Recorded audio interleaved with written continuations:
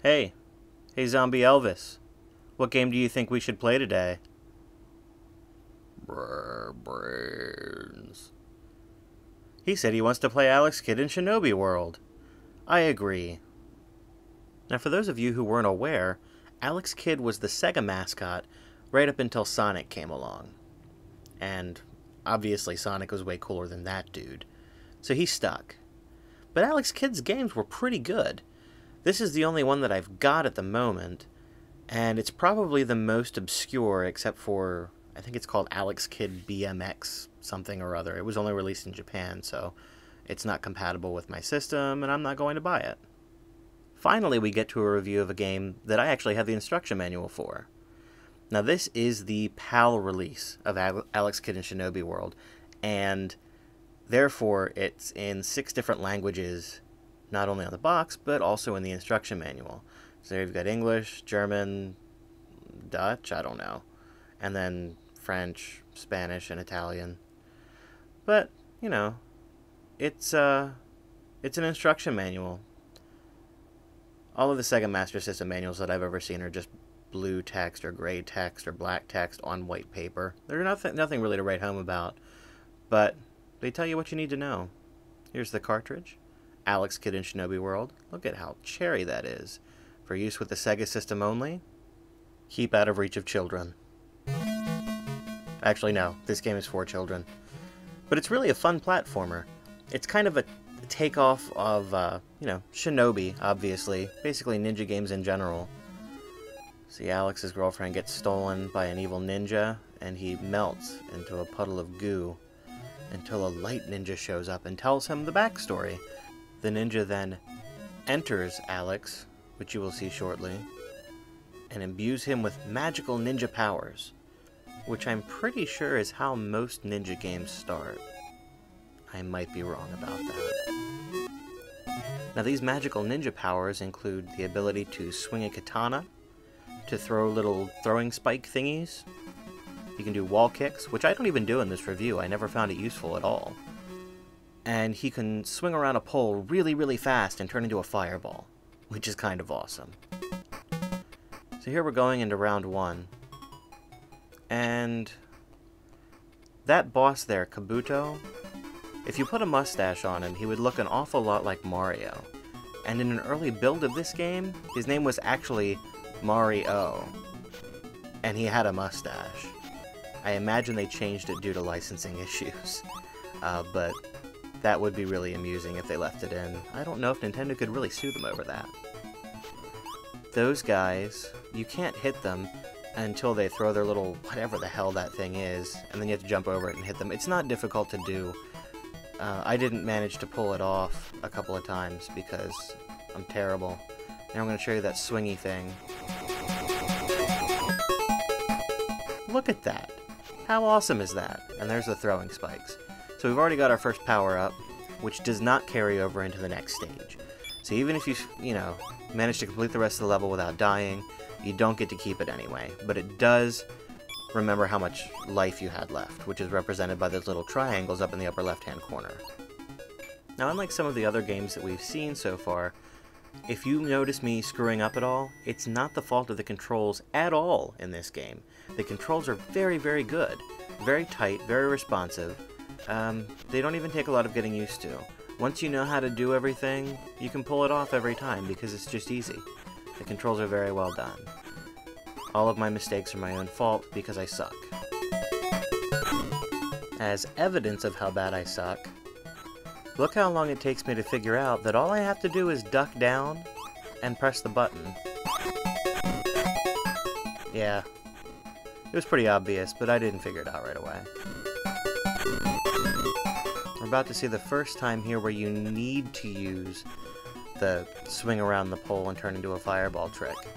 And pretty much for the rest of the game, that's the only time you have an opportunity to do it, is when you actually have to. It's still a nice little mechanic. I like it. It's fun. Ah! Now, fuck it. Here's Mario. And he kills me right off the bat because I don't immediately grasp how his fireballs work. But after that, I've pretty much got it down. All you have to do, wait for him to throw it, run underneath it, hit him with your sword. Run underneath, hit him with your sword. Run underneath, hit him with your sword. One more. Wait, what the fuck? What is this? What is this crap? I can't even see my character now because he's getting hit so much. I do eventually take him down here, though. And I love that moon up there. It's like, hey, how you doing? I love that. Alright, so now the game starts getting a little bit ridiculous. It's throwing scuba ninjas at you. And I spent all that time hopping over the water, desperately trying not to fall in because I figured I'd die. You don't die. You can just walk in the water.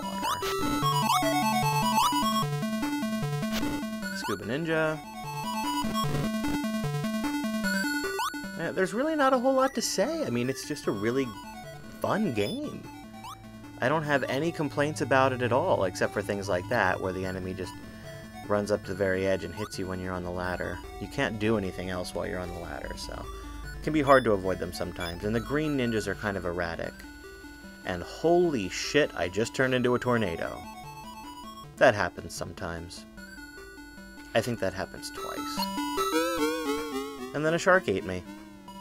Now, I had some recording issues in this level, so I didn't get to show you how I finally managed to get past the sharks, but whatever. You just have to dodge them. Wow. Christ, that's a lot of helicopters. And all you have to do is basically stand there and whack away until you kill enough of them, and you're done. Of course, there are birds. It wouldn't be a ninja game if there weren't birds trying to kill you. And a yellow ninja. This thing up here, I have no idea what it's supposed to be. No idea. You can't kill it. You can't do anything. I imagine if I touched it, it would hurt me. And the birds start throwing lightning bolts. And I think the birds are wearing blue jeans?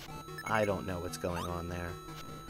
But, as in every game, the birds want to kill you. And also bamboo spikes hurt. In case you didn't already know that. So there's the second tornado part. I really like that. I wish they had used it more. I didn't show it before here, but the boss for this round is named Robster, and he's clearly a lobster. I don't know if they did that intentionally, because they were making fun of bad translations, or if it was just a bad translation, but I find it highly amusing.